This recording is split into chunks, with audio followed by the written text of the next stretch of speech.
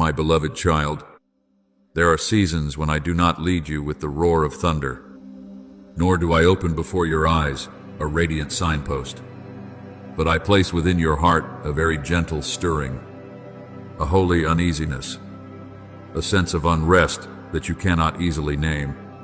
Do not despise those signals, for not everything that comes from me appears in a grand form. Sometimes my protection comes as a slowing down. Sometimes my mercy comes as a door that does not open. Sometimes my hand keeps you from what you thought was an opportunity, because behind that attractive outer shell may be a path that would wear down your soul. As it is written, your ears shall hear a word behind you, saying, "This is the way. Walk in it." Isaiah 30:21. That voice does not always force, nor is it always loud, but it is near enough for the humble heart to recognize, I do not want you to live in fear, but neither do I want you to walk like one asleep in broad daylight. There are choices that appear ordinary at first glance, but if they are not illuminated by wisdom, they can draw you far from peace, far from purpose, far from the very person I am forming within you. Therefore, when your heart feels held back, do not be quick to resist. When you sense a warning sign within you, do not immediately silence it with the reasoning of the flesh or the noise of the crowd. I know that many times you want to move quickly, to have an answer at once, to prove that you are ready. But my child, there are moments when maturity is not found in taking another step, but in knowing how to stand still beneath the shadow of my wings until the clouds clear and the path becomes visible. Trust in the Lord with all your heart, and lean not on your own understanding. In all your ways acknowledge him, and he shall direct your paths. Proverbs 3:5-6. I am not telling you to abandon thought, but I am teaching you not to let your limited understanding become a throne that replaces my voice. There are abysses that do not appear before your eyes, snares covered with sweet words, roads that are strewn with flowers at the beginning but led, in the end, into weariness. When I slow you down, it is not because I hate your joy, but because I love your future.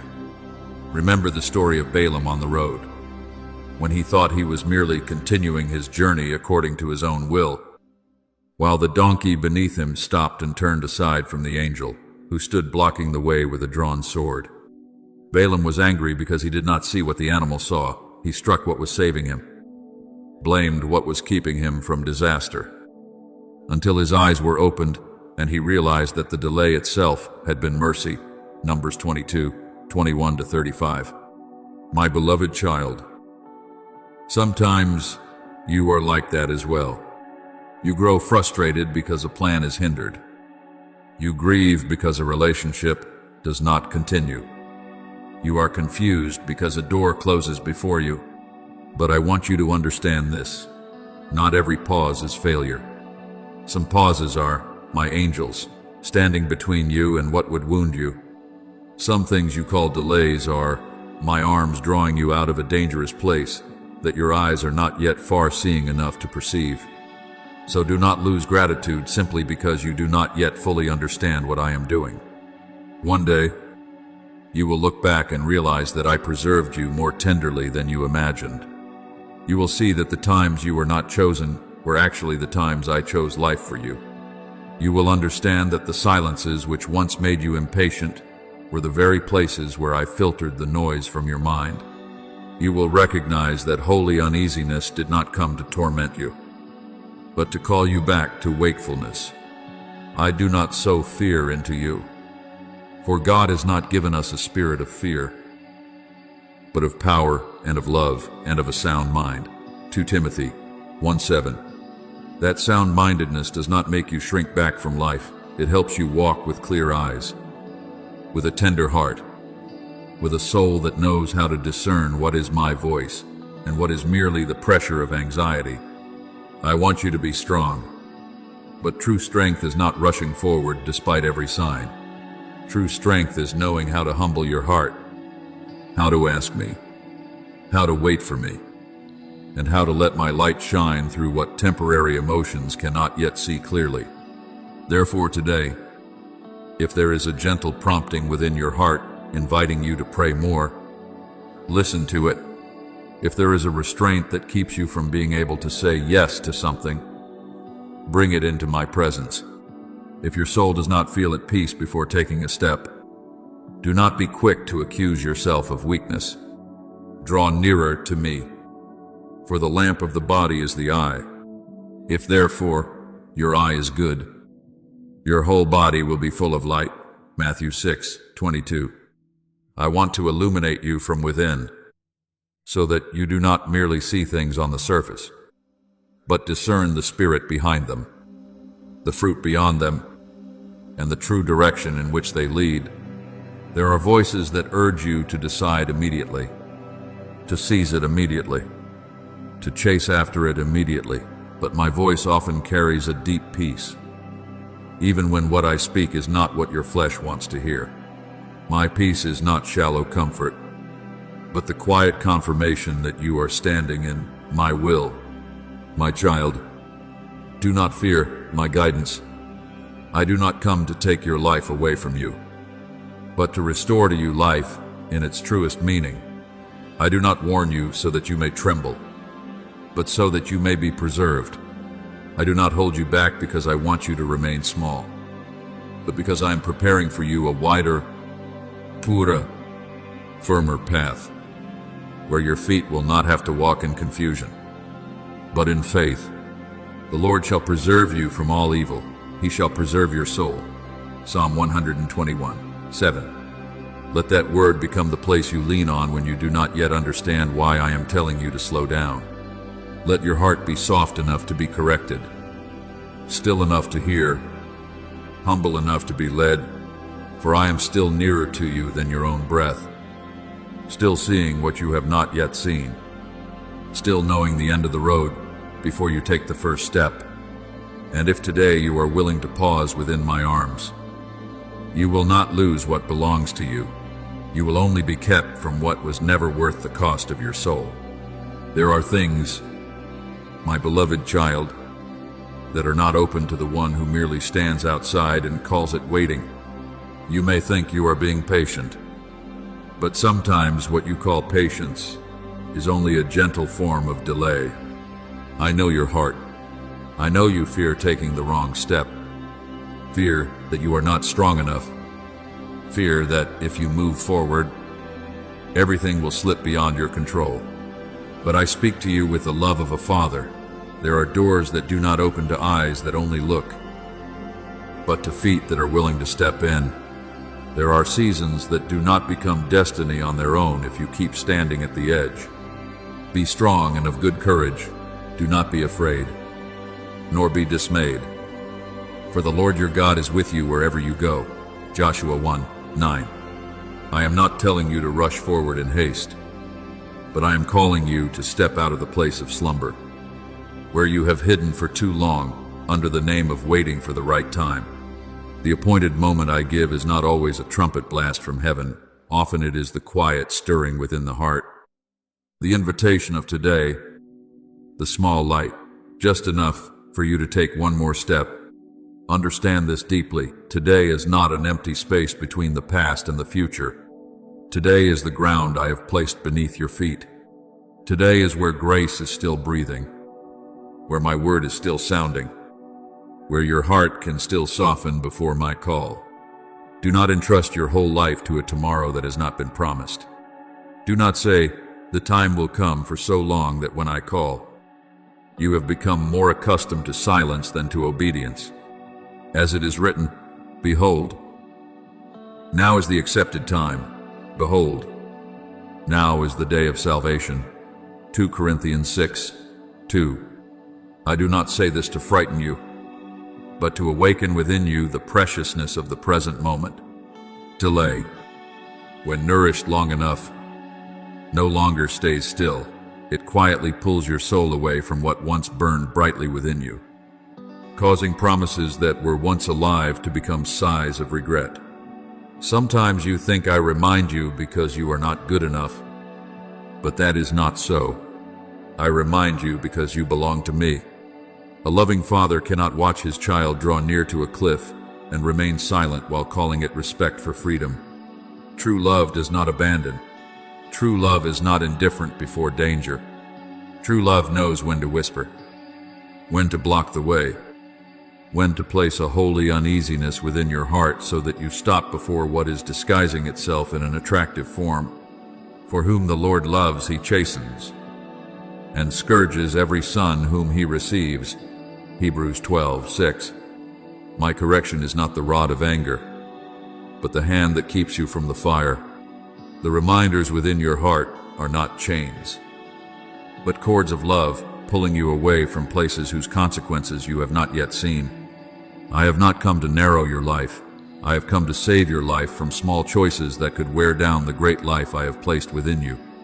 Remember Naaman, the commander of great renown, yet carrying leprosy in his body. He came seeking healing.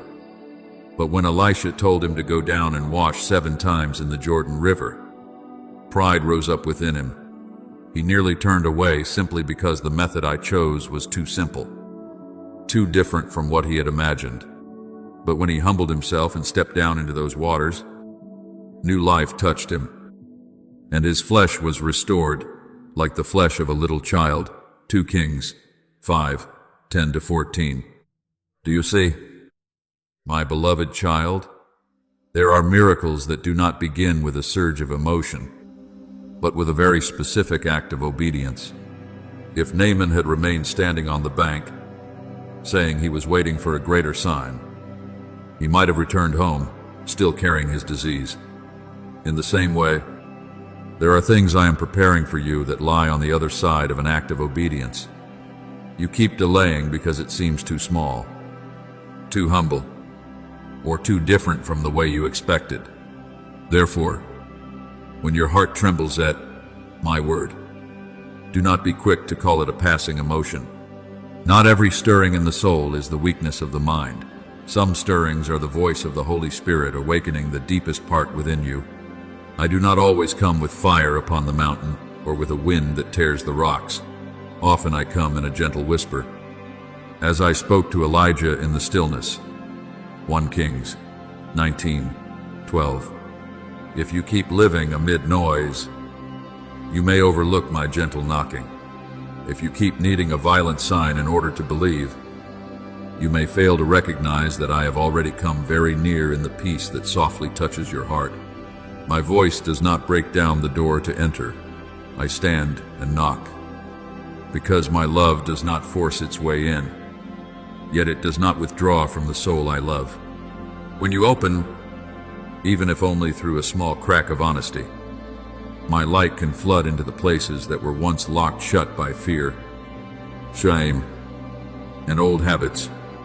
I know there are roads you have walked for so long that you have begun to call darkness normal. There are burdens you have carried for so long that you have forgotten you are allowed to lay them down. There are habits that have worn you down little by little, but because they did not destroy you in a single day, you have underestimated their quiet devastation. My child, I am not calling you back so that you will hate yourself. I do not expose the darkness to humiliate you. I shine light because I want to heal. Your word is a lamp to my feet and a light to my path. Psalm 119:105. That light does not come to condemn the one who is lost, but to help that soul see the way home. If today you realize that you have drifted far away, do not despair. One step of turning back in truth is enough to begin the journey home. I am not as far away as you think. I am not waiting for you to crawl through 1,000 miles of pain before I open my arms. When you turn back, you will see that I have been standing nearer than your own breath. Therefore, do not let guilt disguise itself as humility. Do not say that you are not worthy yet to respond to me. No one enters new life by perfect achievement. They enter by faith and obedience. The prodigal son did not return carrying proof that he had fixed everything. He carried only a broken heart and a decision to rise. But while he was still far off, the father ran to embrace him, clothed him with a new robe, placed a ring on his hand, and restored his dignity. Luke 15:20-22. That is the image of my heart toward you. I am not calling you home to make you stand at the door like a stranger. I am calling you home because there is still a place for you in the house, still a portion for you at the table, and my love remains whole and undiminished for you. What I need is not for you to adorn yourself with perfection, but for you to stop running from the grace that is seeking you. Today, I place before you a gentle yet solemn invitation. Listen while your heart can still hear. Return while your feet can still turn back. Open the door while my knocking is still sounding in the hidden depths. Do not let your soul become accustomed to passing over my reminders as though they were merely fleeting feelings. Each time I call, it is love, preserving you from what you are not strong enough to save yourself from. Each time I cause your heart to feel unsettled before a wrong path, it is mercy standing between you and the consequences. Each time I remind you of the light, it is because I know the flame within you has not gone out, it has only been covered. Step into today with a small but truthful yes. Let me lead you out of hesitation, out of long slumber, out of the land where promises remain suspended because of fear. I am here. My beloved child, I have not left you, and when you place your hand in mine, you will see that you do not lose freedom. You are led into a life wider, purer, and more peaceful, where my love not only calls you home, but also teaches you to walk as one who has truly been made alive. My beloved child, there are times when I do not place before you a sign so great that you cannot deny it, nor do I speak to you with a resounding sound that shakes everything around you. Sometimes I only touch, very gently, the deepest place within your soul, causing your heart to suddenly grow heavy, your steps to slow, and your intention to no longer carry the same peace as before. Do not be quick to call this weakness, and do not be quick to deny it simply because you cannot yet explain it in words. There are holy calls that do not pass through the ears, but through the awakening of the heart. There are forms of protection that do not come like a wall before your eyes, but like a very subtle feeling that keeps you from moving forward carelessly as before. As it is written, the shepherd goes before them, and the sheep follow him, for they know his voice. John 10:4. I want you to learn to recognize my voice amid countless noises, not only when I part the sea before you, but also when I whisper in a quiet moment that others may not notice at all. Many times you ask me to open a way, yet you do not realize that sometimes a closing is also a form of guidance. You ask me to give you an opportunity, but not everything that looks like an opportunity comes from my hand. There are doors that gleam on the outside but lead inward to depletion. There are invitations that sound very reasonable but gradually pull you away from peace. There are relationships that first excite you but later bind your soul in heaviness. I do not stop you because I want to take away your joy. I stop you because I see what you have not yet seen, because I hear the echo at the end of the road before you have even placed your foot at its beginning. Every way of a man is right in his own eyes, but the Lord weighs the hearts. Proverbs 21:2. Therefore, when I place restraint within you, it is not a sentence of condemnation, but a small lamp lit so that you will not wander into a place that would dim the light I have placed inside you.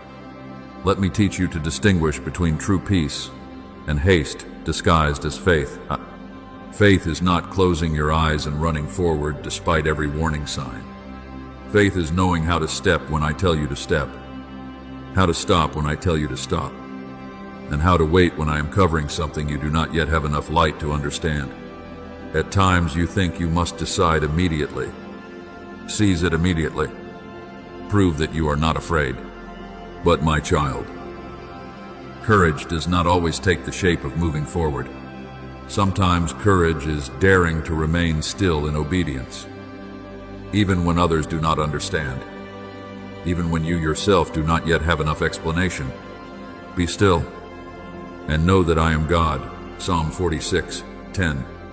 That stillness is not helplessness. It is the place where your soul is brought back under my rule, so that you are no longer carried away by emotion, pressure, or the voice of the crowd like a leaf in a strong wind.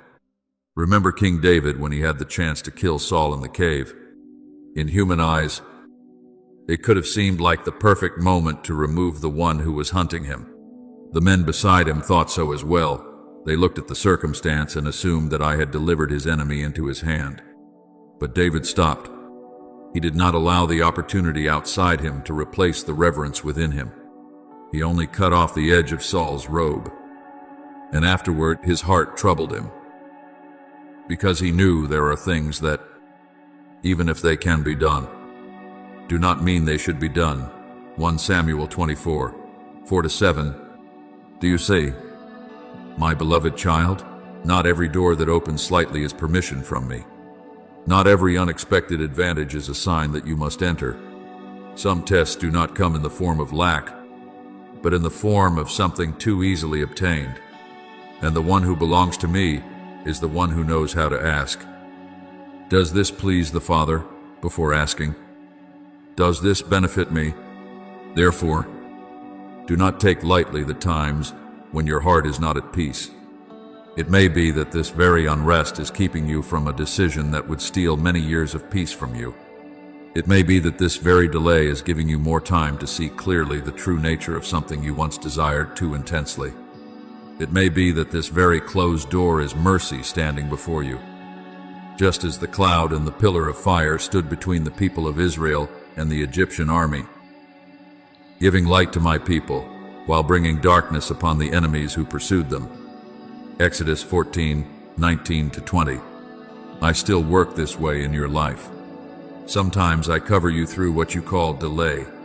Sometimes I protect you through what you call disappointment. Sometimes I save you through what you once thought was loss. Do not judge my love too quickly, simply because it does not come in the form you expected. In time, when the season has fully ripened, you will look back and realize that my hand had gone before you in many small things. You will remember the times your plans were redirected, the encounters that did not continue, the promises of others that were not fulfilled, the intentions that suddenly no longer flowed smoothly. And you will understand that I was never absent. I was in the restraint. I was in the sigh. I was in the silence that compelled you to pray more deeply. The steps of a good man are ordered by the Lord, and he delights in his way. Psalm 37:23. I do not lead you only through what succeeds. I also lead you through what does not come to pass. I do not speak only through open doors. I also speak through closed doors. And if your eyes are washed clean by faith, you will see that my mercy is not only in what you receive, but also in what you are kept from. I do not want you to become someone who fears everything, doubts every step, and closes your heart to every opportunity. No, my beloved child, I call you into spacious life, not into the prison of anxiety, but my spaciousness always walks together with wisdom.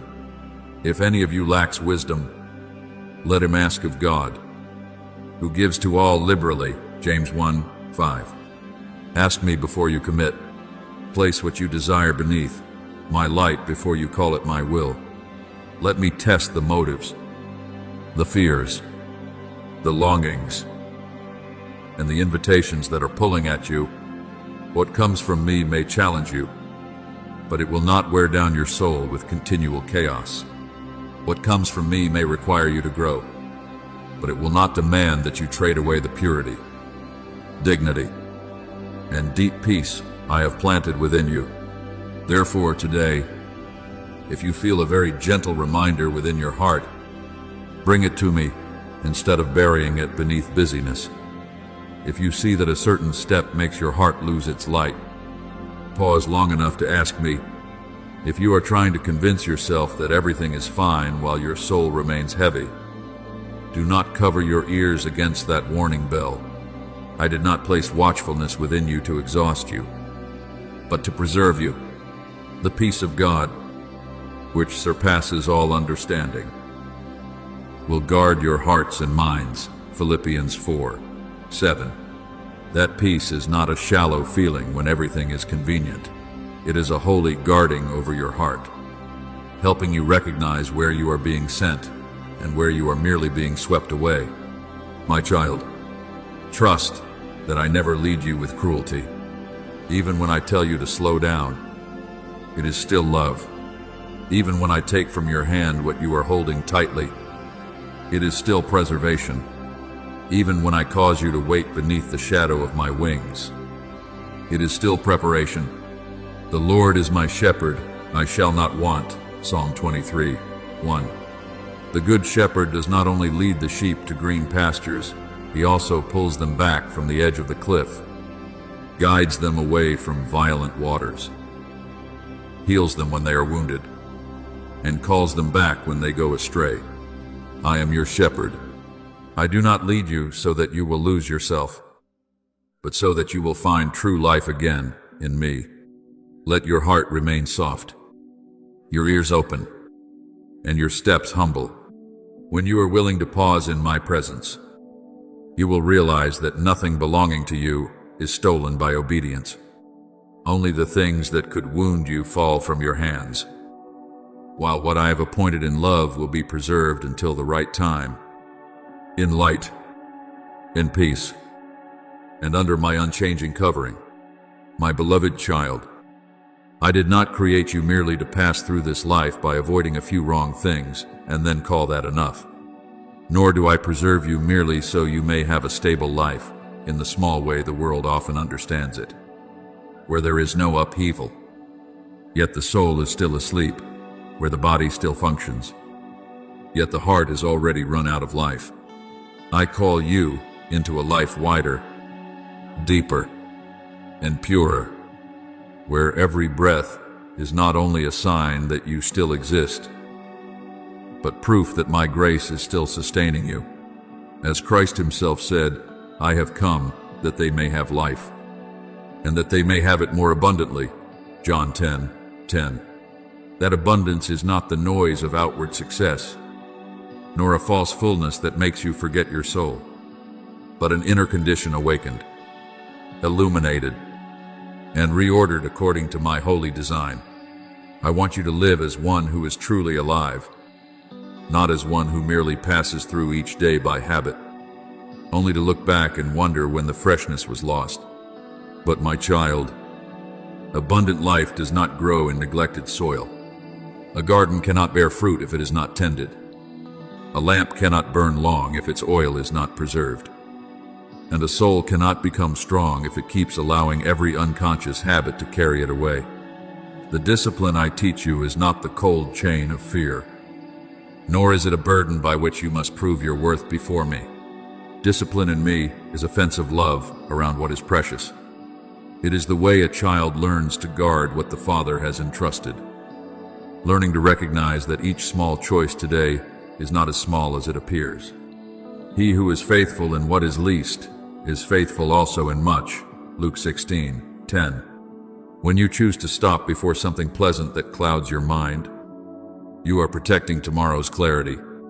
When you refuse a compromise that seems harmless, you are opening the way to a deeper freedom. When you know how to say no to what only pleases the flesh for a moment, you are saying yes to the person who was created to walk in dignity.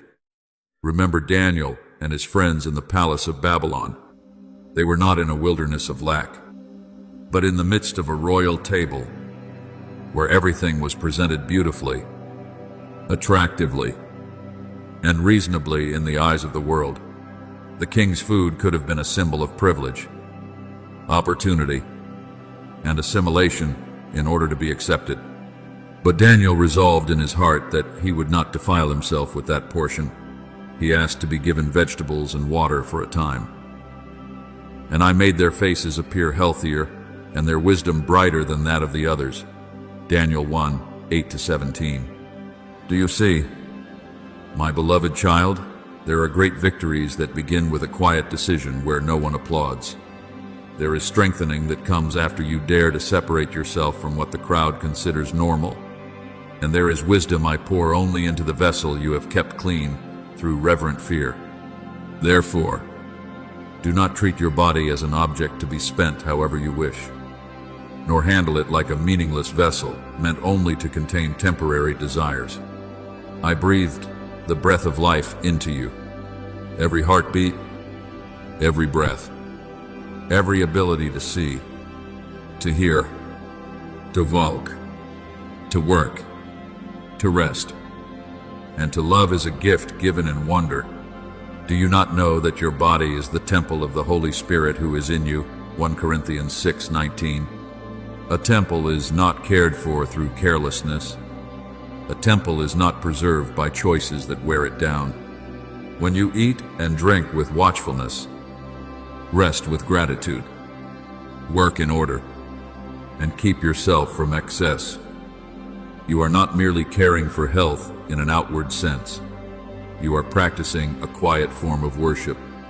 You are saying to me through your life, Father, what you have entrusted to me is precious, and I do not want to waste it in unconsciousness. There are times when you think freedom means being able to do whatever you want, but I want you to understand that true freedom is not being led by every desire without the ability to stop. True freedom is when you are no longer enslaved to what once controlled you. True freedom is when you can choose what is good, even while what is easier is calling. True freedom is when you know what your body needs, what your soul needs, and what your mind must be protected from. All things are lawful for me, but all things are not helpful. All things are lawful for me, but I will not be brought under the power of any. 1 Corinthians 6:12. My beloved child, that word does not come to suffocate your joy, but to rescue you from things that first look like pleasure and later become harsh masters. I do not want you to live under the rule of habit, screens, cravings, weariness, excess, or the silent cycles that weaken your will. I want you to stand upright in self-control, not through pride, but through grace rebuilding you from within. The self-control I give is not dry, not cold, and it does not make you become harsh with yourself. God has not given us a spirit of fear, but of power and of love and of a sound mind. 2 Timothy 1:7. Look carefully, my child. Power walks together with love, and love walks together with sound judgment. If you have discipline without love, you may easily become hard. If you only speak of loving yourself without self-control, you may easily indulge yourself to the point of wounding your own life. But in me, these two are joined together. I teach you to care for yourself not because you hate your weakness, but because you honor the life I have placed within you. I teach you to let go of what harms you not so that you may live in lack, but so that there may be room within you to receive what is better. I teach you to enter into order, not so that your life may lose its naturalness, but so that peace may have a place to dwell. Let each of your days become a small altar, where ordinary choices are offered up in faithfulness. When you wake up and do not allow your mind to be immediately swept into noise, that is an offering. When you choose to pray before reacting, that is an offering. When you know how to stop eating, stop speaking, stop watching, stop chasing after what is making your heart heavy, that is an offering. When you choose to sleep at the right time so your body may be restored, choose to work responsibly, choose to keep a small promise, choose to keep walking instead of giving up, you are building, stone by stone, the future of your life. Therefore, whether you eat or drink, or whatever you do all to the glory of God. 1 Corinthians 10:31. Nothing is too small to be sanctified when you do it in my presence. A glass of water received with gratitude, a wholesome meal, a rest taken in the right place, a decision not to yield to temptation. All of these can become places where my light touches your life. And if you have once wasted your strength, neglected your body, allowed your mind to sink into unconsciousness, promised many times to change, and then fallen again, I do not come to crush you with guilt. I come to lift you up. Do not turn yesterday's failure into today's prison. His mercies never come to an end. They are new every morning. Lamentations 3:22-23. Every morning is an invitation to return to order, not through self-condemnation, but through one small and truthful step of obedience. You do not need to repair your entire life in a single moment. You only need to place this moment beneath my light. Then the next moment, then the next day, I will teach you to rebuild from within, not by the haste of temporary emotion, but by the endurance of grace.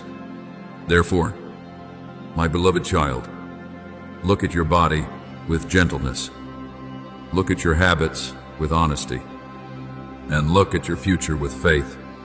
I am calling you into a life that is no longer dragged along by lower desires, but led by wisdom from above. I want your mind to be clear, your soul to be light, your body to be honored, and your days no longer to pass by like wasted water. Let me reorder what is within you. Let me teach you to love purity, to love moderation, to love wakefulness, to love small choices that carry great power. For when you know how to guard what I have entrusted to you, you will realize that abundant life is not far away. It begins right in the way you breathe, the way you choose, the way you stop, the way you continue, and the way you allow my love to become the holy order that leads you into a life full of light. My beloved child, let me walk with you on this path with the gentleness of a father who cannot bear to leave you behind in familiar places of darkness. I will not pull at you with a force that makes you afraid, nor will I pressure you in a way that leaves your soul exhausted. I will take your hand, little by little, leading you out of the worn paths you have walked for so long that you began to think they were home. There are things that begin only as a small habit, a slight indulgence, one concession to what is not truly good, but if they are not touched by light, they quietly grow into cords of bondage. They may be covered with the appearance of comfort, decorated with reasonable justifications, hidden beneath a sense of familiarity. Yet inwardly, they cause your soul to lose its freedom, little by little. Let us lay aside every weight and the sin which so easily ensnares us. Hebrews 12:1. I do not tell you to let go in order to make you poor.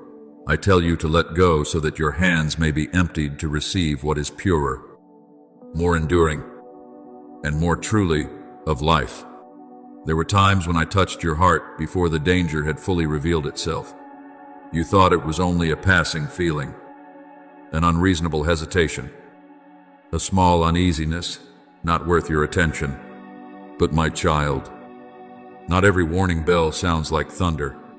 Before a storm comes, the sky often changes color very subtly. Before a road leads you far from me, your heart often already feels a sinking, a heaviness that, if you are willing to listen, you will recognize not as weakness, but as preservation. A prudent man foresees evil and hides himself, but the simple pass on and are punished. Proverbs 22:3. I want you to be wise, not suspicious. I want you to be watchful, not afraid. Watchfulness in me is eyes opened to recognize the direction of grace, a heart soft enough to hear when I speak quietly, a soul that does not allow itself to be lulled asleep by things repeated for so long that they seem harmless. Understand that I do not come only after everything has broken apart to gather up your fragments. I am the one who goes before you. I am the one who keeps watch from afar. seeing the abyss when you can only see a level road. Sometimes I place an interruption into your plan, cause an encounter to no longer flow smoothly, make an opportunity suddenly lose its appeal, or place within you a question that will not fall silent. Do not despise those pauses. It may be that the very place where you are slowed down is the place where I am saving you from rushing into what would wound you. As it is written, the Lord, He is the one who goes before you. He will be with you. He will not leave you nor forsake you. Deuteronomy 31:8. I do not stand behind you merely as one who repairs the consequences. I go before you as the Father who places his hand upon a dangerous door before you can open it. There is a story you need to remember. When Paul and his companions wanted to preach the word in Asia, the Holy Spirit prevented them. Then when they tried to enter Bithynia, the Spirit of Jesus did not permit them. Seen with natural eyes, that restraint could have confused them, because what they wanted to do seemed good. But in the night, Paul saw a vision of a Macedonian man calling, "Come over to Macedonia and help us." And through that redirection, the door of the gospel was opened in the place I had appointed. Acts 16:6-10. Do you see? My beloved child, even something that appears good still needs the right time, the right direction, and the right guidance. Not every restraint is opposition. Sometimes it is my hand turning you away from a road that is not yet yours, so that I may bring you to the place where your heart will bear more fruit. Therefore, when I interrupt what you are pursuing, do not rush to conclude that you have been abandoned. You may be being adjusted. I know this world is skilled at trading the soul for small gifts. It does not always tempt you with what is obviously evil. Often it comes through temporary comfort, through an invitation to rest without order, through a pleasure that dulls the conscience, through a choice that seems as though it affects nothing, yet when repeated long enough, draws you away from the light. For what will it profit a man if he gains the whole world and loses his own soul? Mark 8:36. I want you to keep that word like a lamp before your eyes. No convenience is worth trading away purity. No moment of satisfaction is worth trading away deep peace. No road is worth walking if, in the end, it causes you to no longer recognize my voice. You are more precious than what you are being tempted to grasp. Your soul is not a cheap thing to be exchanged for fleeting moments. Because you are precious, I will not remain silent when you begin to slip away from the place where true life is waiting for you. I will remind you through the words of someone who loves you. I will remind you through a scripture that suddenly touches the hidden depths within you. I will remind you through an uneasiness that refuses to leave your heart. I will remind you through doors that suddenly close, through rhythms of life that are interrupted, through moments when you are forced to look at yourself. The spirit of a man is the lamp of the Lord, searching all the inner depths of his heart. Proverbs 20:27. That light does not shine in order to shame you, but to save you from what is hiding in the darkness. I do not expose in order to condemn. I expose in order to heal. I do not cause you to stop so that you may suffer loss. I cause you to stop so that you will not lose something greater than yourself. Do not think that my warning is a sign that I am disappointed in you. No, my beloved child. My warning is proof that I am still near to you. A father who loves you will not let you walk into the fire simply because you are smiling at its glow. A father who loves you will not praise you for courage when you are unconsciously walking toward the edge of a cliff. As many as I love, I rebuke and chasten. Therefore be zealous and repent. Revelation 3:19. My correction is love clothed in solemnity. There are times when love must gently embrace you. There are times when love must place a hand before you and stop you. There are times when love must interrupt what you thought was favorable. Because I know the outcome if you continue without awakening. If today you hear these words and feel your heart being stirred, do not regard it as coincidence. There are encounters within the soul that are not accidental. They are moments when grace draws near to call you back. Today, if you will hear his voice, do not harden your hearts, Hebrews 3:15. Do not delay the small act of obedience I am placing before you. Do not wait until every consequence becomes obvious before you call on me for help. Respond while the light is still gently showing the way.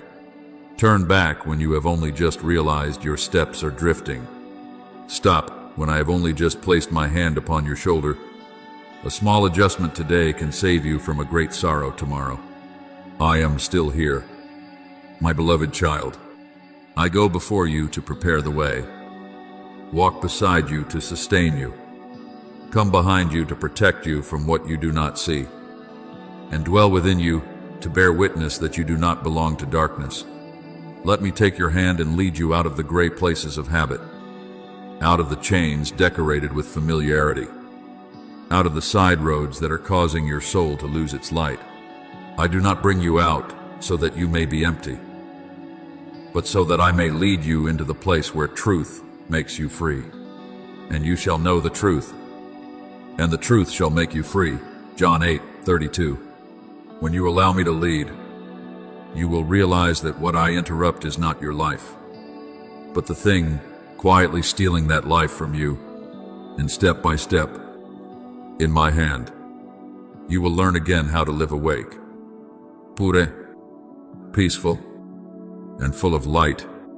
My beloved child, there are words I do not place in the thunderous noise of the world, but in the deep silence of your heart, where no one else can enter, where the truest things begin to speak.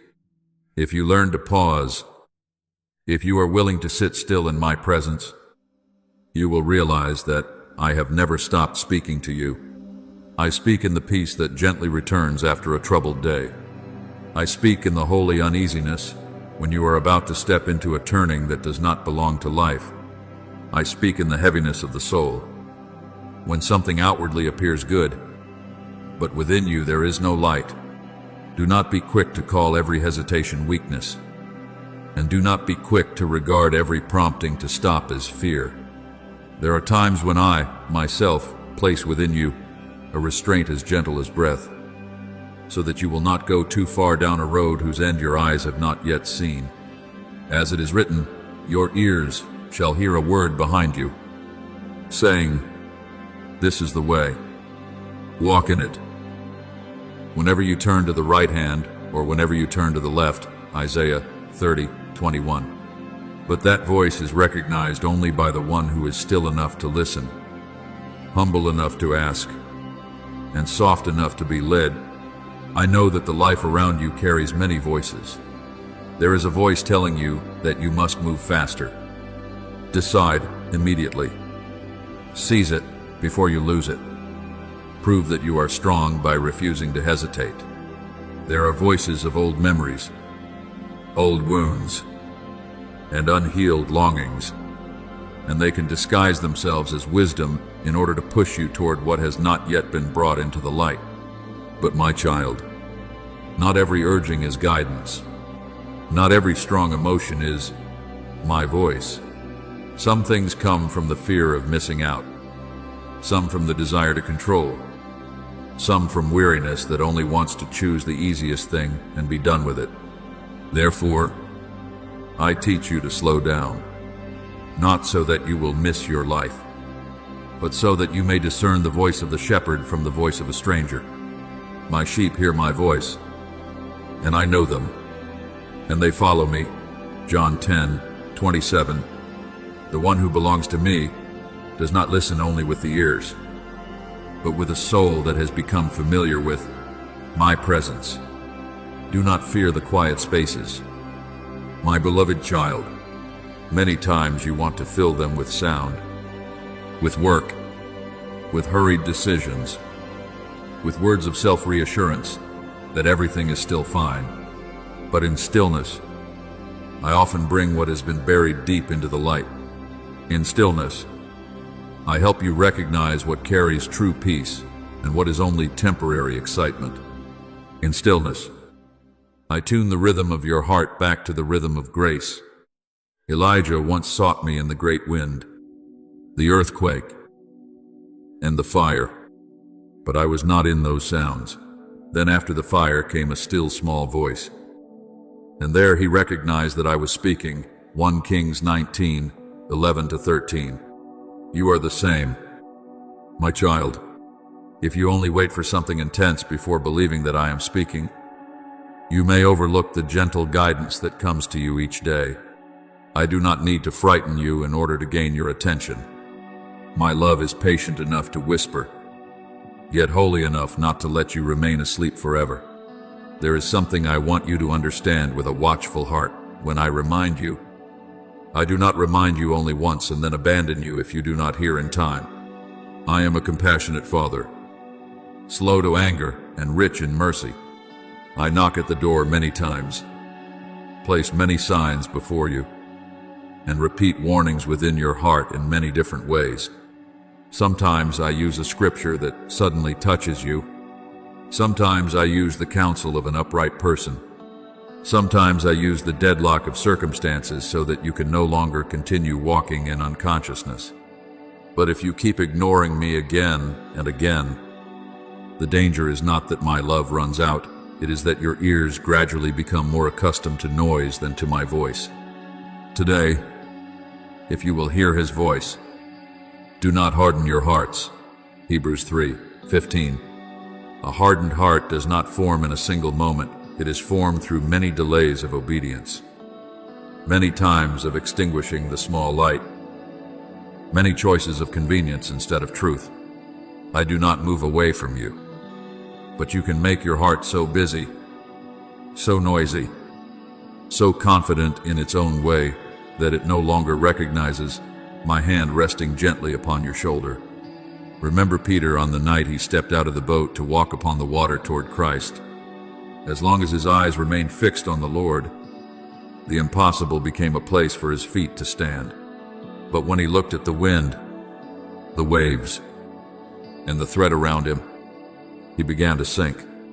Even so, when he cried out, "Lord, save me," the Lord immediately stretched out his hand and took hold of him. Matthew 14:28-31. Do you see? My beloved child, your stability is not found in controlling the sea, nor in making the wind become still according to your will. Your stability is found in whether your eyes remain fixed on me.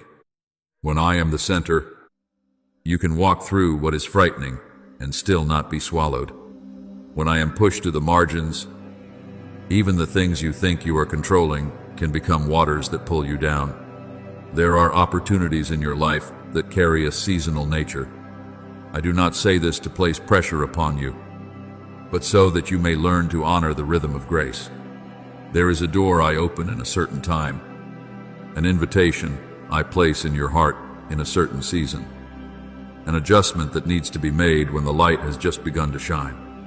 Not because I am withholding from you, but because life has order, just as the sower must know the season for sowing. The reaper must know the season for harvest, and the keeper of the vineyard must know when pruning is needed. To everything there is a season, a time for every purpose under heaven. Ecclesiastes 3:1. If you keep saying later to what I am calling you to do today, you do not lose my love, but you may miss the harmony of what I am doing. And many times, the deepest pain is not being abandoned by me, but looking back and realizing that hesitation delayed what could have blossomed through obedience. I do not want you to live with the feeling that you must chase after everything, but neither do I want you to use waiting as a hiding place for fear. Waiting in me brings peace, while delay born of fear often brings heaviness. Waiting in me makes your heart clearer, while delay born of unconsciousness makes your heart grow dim. Waiting in me still keeps you connected to my voice, while prolonged delay causes you to grow accustomed to not responding. Therefore, bring each delay of yours before me. Ask me, Father, is this holy waiting, or is this avoidance in disguise? I do not rebuke you when you ask honestly. I rejoice when you bring your heart into the light. For if any of you lacks wisdom, let him ask of God, who gives to all liberally. James 1:5. I do not hide wisdom from the humble who seek it. I simply do not force the self-satisfied to hear what they do not want to receive. You may think you are holding your life together with your own hands. But I tell you the truth, whatever you hold by your own strength without placing it in me will one day exhaust you. Control is not gripping every variable, predicting every outcome, or ensuring that everyone acts according to your will. True control, true stability, is being anchored in me so deeply that even when circumstances change, you are not swept away from your identity. You will keep him in perfect peace, whose mind is stayed on you. Isaiah 26:3. When I am at the center, you do not need to live in constant reaction. You can choose with clarity. You can stop at the right time. You can step in the right season. You can release what does not belong to you without fearing emptiness, because you know that my hand is still fuller than everything you are trying to grasp. Therefore, my beloved child, practice returning to stillness each day. Before you decide, listen. Before you answer, let your heart be illuminated. Before you step through a door simply because it is open, ask whether my light is there. If a holy prompting is calling you to stop, do not bury it beneath noise. If an invitation is drawing you nearer to me, do not postpone it until tomorrow, simply because today you still want to remain in the familiar place. I am near to you, patient with you. Yet, I love you too deeply to pretend that every delay is harmless. Let your ears be cleansed from noise, your heart softened from hardness, and your steps restored to my rhythm. When you listen and respond, you will realize that I am not taking away your freedom. I am setting you free from chaos disguised as freedom. And in connection with me, you will find what you thought you had to control by yourself: a steady, clear, peaceful life, guided step by step by a love that never loses its way. My beloved child, I want you to understand that my mercy is not a stream that flows for one season and then runs dry. Nor is it a lamp with only enough oil for the days when you are strong and worthy, according to your own judgment. My mercy is deeper than your weariness, more enduring than the times you stumble, wider than every distance you thought you had wandered.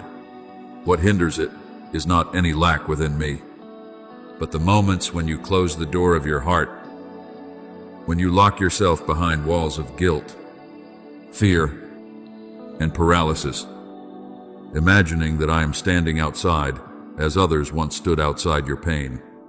But I am not like them. I do not come to force you open by strength. I draw near to you with holy patience, and my invitation remains as gentle as it was in the beginning. Come to me, all you who labor and are heavy laden, and I will give you rest. Matthew 11:28. Do you see? The promise is already given. The arms are already open. The rest has already been prepared. But true love does not drag you into healing if you are unwilling to step into the light. I do not require you to come to me with perfectly arranged prayers, nor do I demand that you present your pain in beautiful language before you can be heard. Sometimes the truest prayer is only a trembling breath, a tear without words, a very small whisper. Father, I need you, and my beloved child. That alone is enough for the door you thought was sealed shut to begin opening. The Lord is near to those who have a broken heart, and saves such as have a contrite spirit. Psalm 34:18. I am not a stranger to your brokenness. I am not confused by the fragments within your heart. I do not turn my face away when you no longer know where to begin. When you open your heart, even through a small crack of truth, I enter without delay, without contempt, without reproaching you because you took so long. I enter as light enters a dark room, quietly, yet unable to be stopped. There are places within you that have been silent for too long, not because they no longer contain life, but because they have been covered by the ice of things you have not yet fully wept over, named, or surrendered to me. There are disappointments you buried so deeply that you thought you had overcome them, when in truth, you only learned not to touch them anymore. There were promises that once made your eyes shine, and when they broke, you told yourself never again to hope too much, never again to trust deeply, never again to love with your whole heart, never again to open too wide so you would not hurt more. You called that shrinking wisdom, that numbness, peace, that guardedness, self-protection. But I see my child living beneath the measure of life I appointed.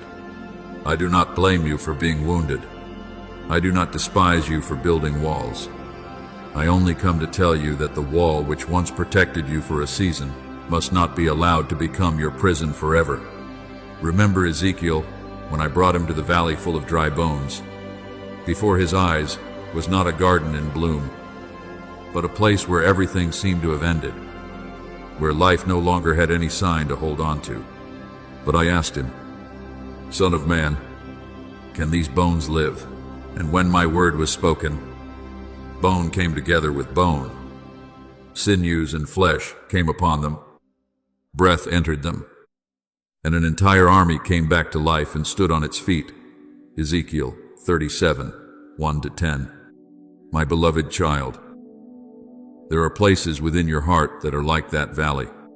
You look at them and say, this place is dead. This faith cannot return. This tenderness cannot be revived.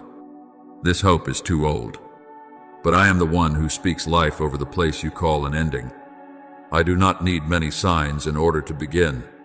I only need you to bring that valley before me and allow my word to have authority to resound over the parts you thought could no longer hear. I want to stir again within you the things that have fallen asleep. But my stirring is not like the violence of the world.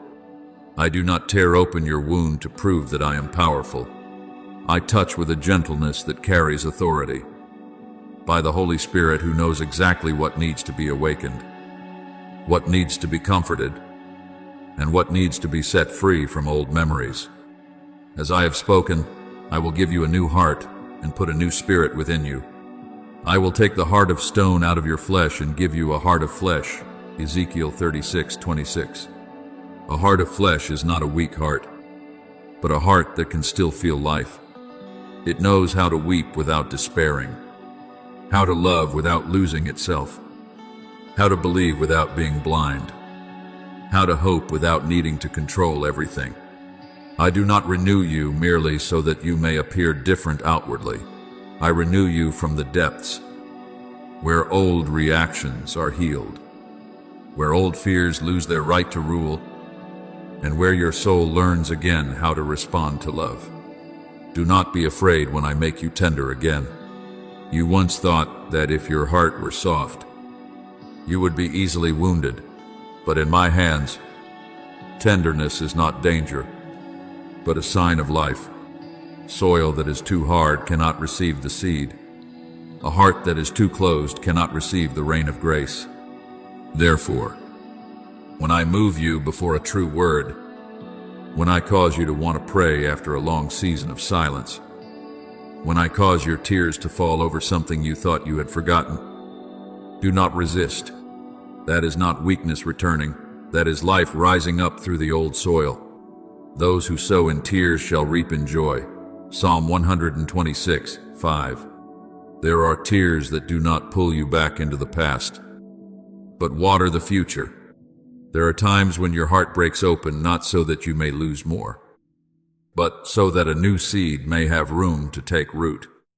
I know you once tried to be strong by needing no one, expecting nothing, feeling little, and trusting only shallowly.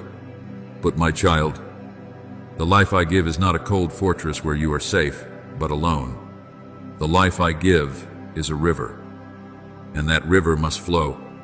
It flows through faith, through love, through hope, through forgiveness, through the ability to rise again after falling.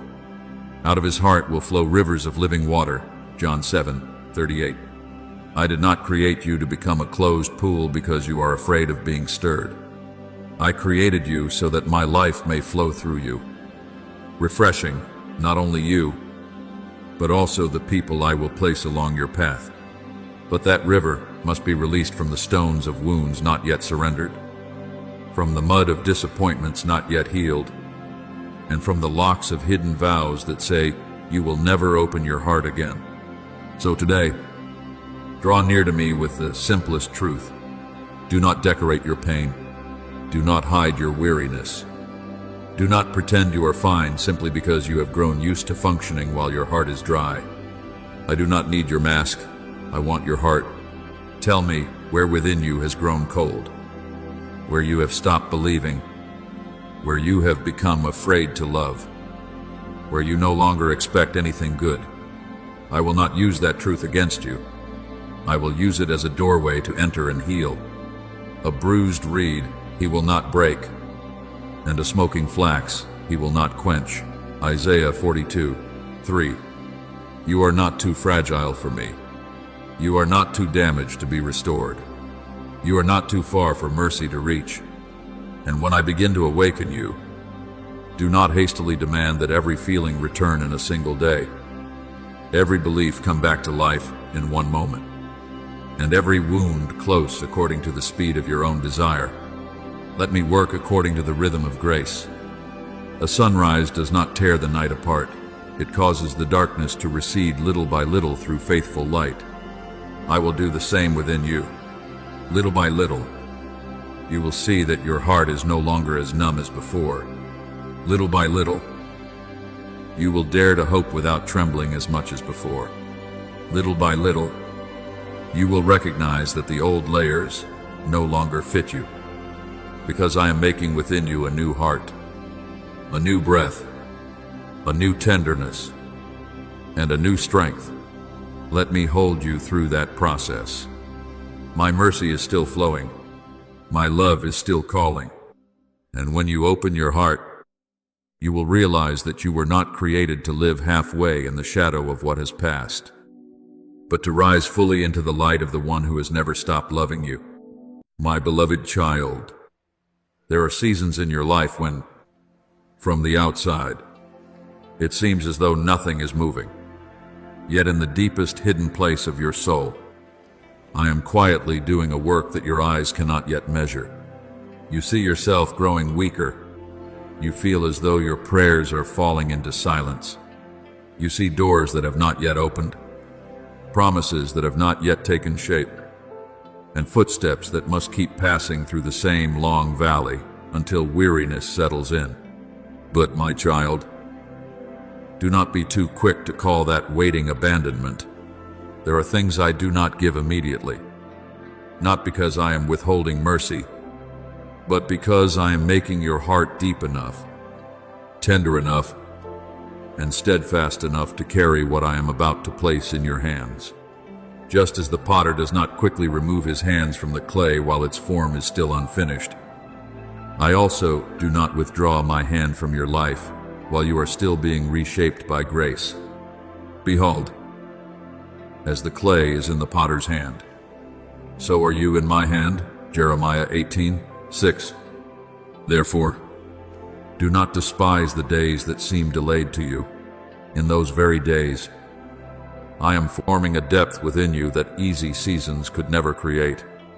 I know there are times when you have wondered whether your weakness has disappointed me, but I speak to you with the love of a father. Weakness does not drive you away from me. It can become the very place where you learn to lean on me in the truest way. You often want to come before me with hands full of accomplishments, with clear answers, with a posture that does not tremble. But I do not require you to be strong before you are loved. I do not wait for you to be whole before I touch you. My grace is sufficient for you, for my power is made perfect in weakness. 2 Corinthians 12:9. Let that word enter the place you still try to hide. I am not repelled by the cracks within your heart. It is through those very cracks that my light can enter more deeply, not to shame you, but to heal you with a love that does not condemn.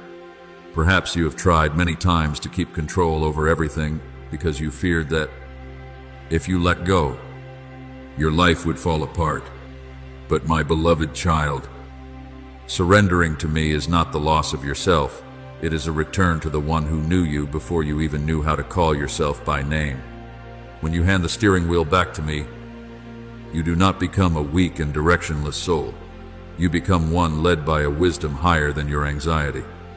The voice of fear often pushes you to run, to seize, to prove, to defend. But my voice often comes like still waters, inviting you to trust, inviting you to rest, inviting you to take one step in peace. Trust in the Lord with all your heart and lean not on your own understanding. In all your ways acknowledge him, and he shall direct your paths. Proverbs 3:5-6. You do not need to understand the entire road before you are allowed to keep walking. You only need to recognize that my hand is still holding yours. And I want you to remember Joseph, the son who was thrown into a pit by his own brothers, sold into a foreign land, falsely accused, in prison, and delayed through years that seemed meaningless. Through human eyes, Joseph's life looked like a chain of unjust brokenness. But in the place where people called it disaster, I was weaving a path of salvation. The prison was not the end. It was where I prepared him for the palace. Betrayal could not cancel the word I had spoken. It only became one thread in the larger tapestry I was weaving. When Joseph stood before those who had wounded him, he no longer spoke with the voice of bitterness, but with understanding refined by fire. You meant evil against me, but God meant it for good. Genesis 50:20. My child, the things that once wounded you do not have the authority to write the final chapter of your life. If you place them in my hands, I can turn even tears into seeds, even loss into a doorway, and even the years of being misunderstood into the birthplace of wisdom.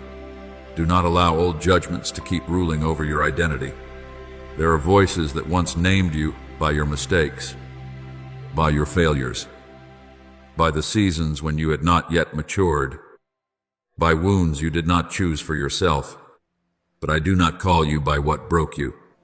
I call you by what I placed within you from before time began. You are not the sum of your worst days. You are not the shadow of what others have spoken over you.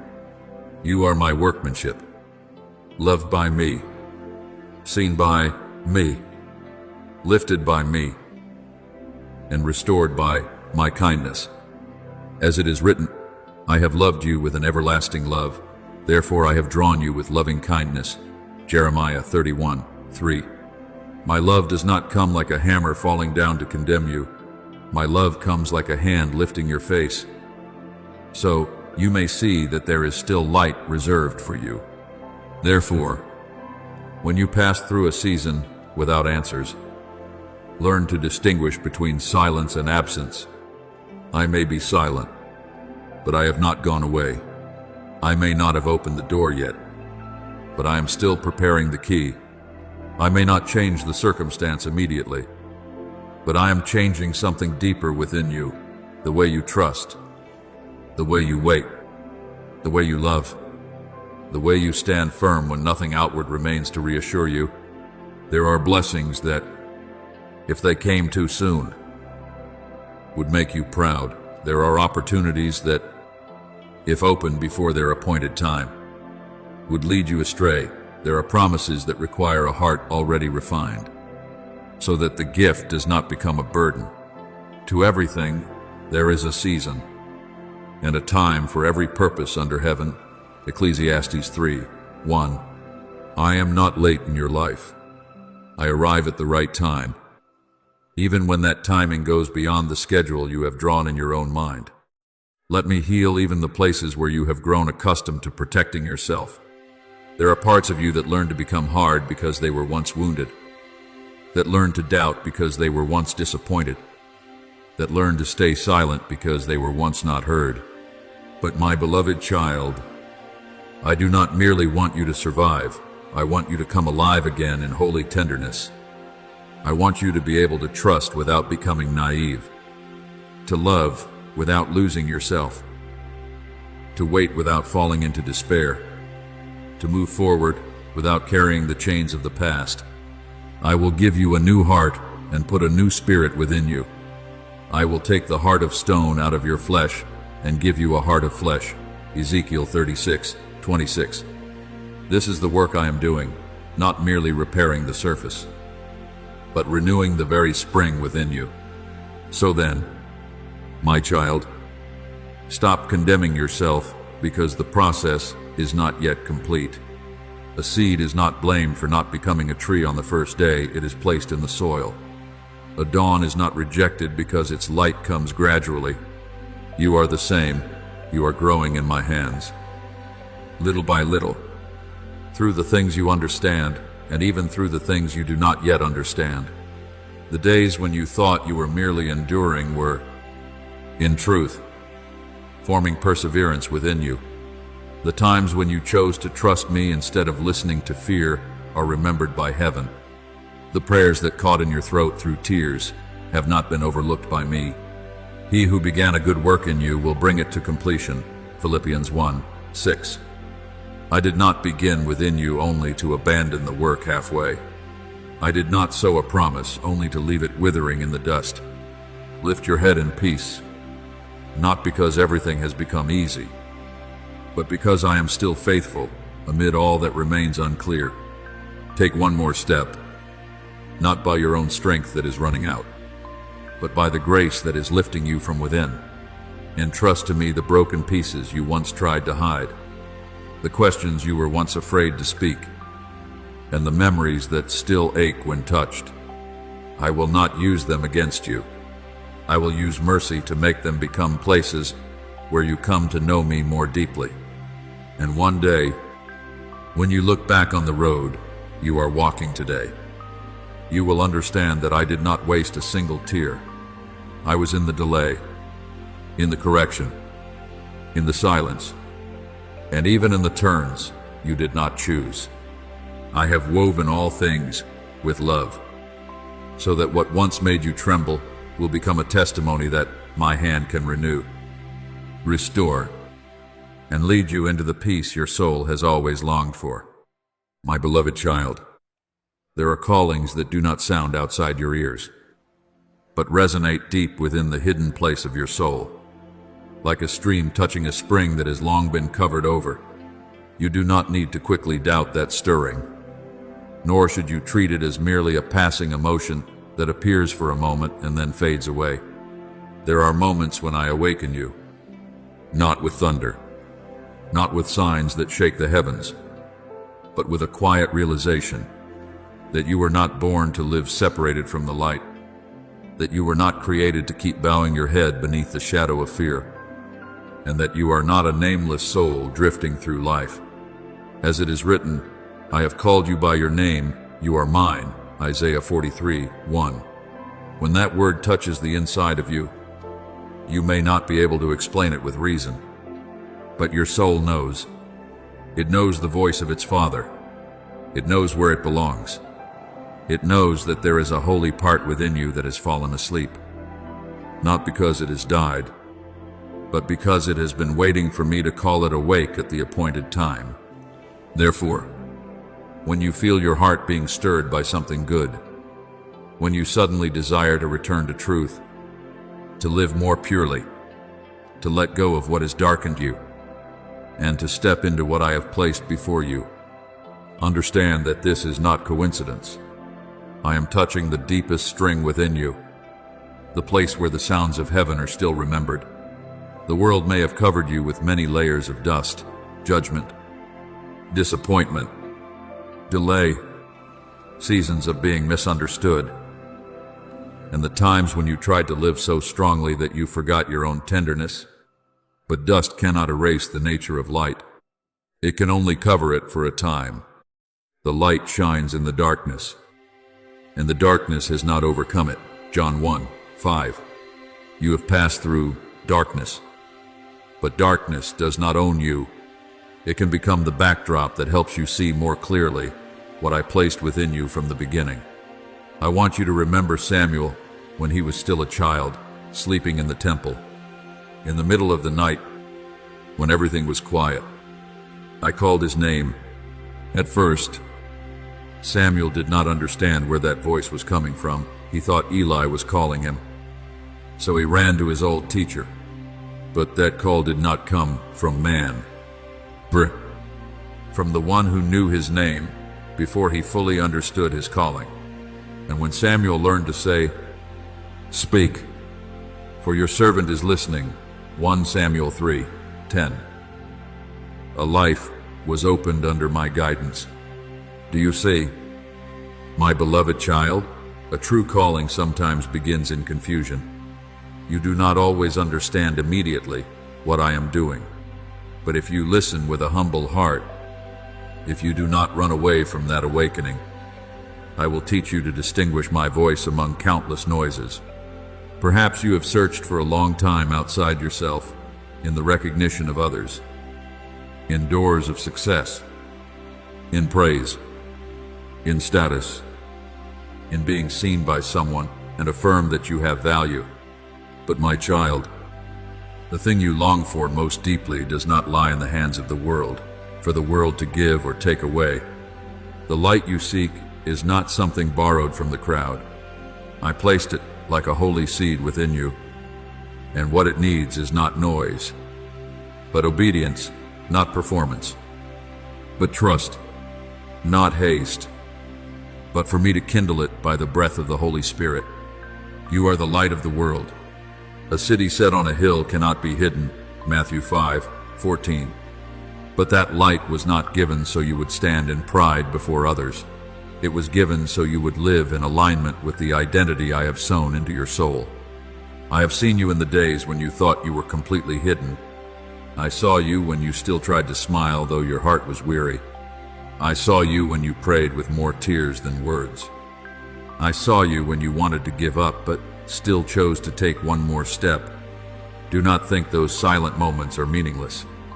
On earth, perhaps no one recorded them, but before me, nothing born of love is ever forgotten.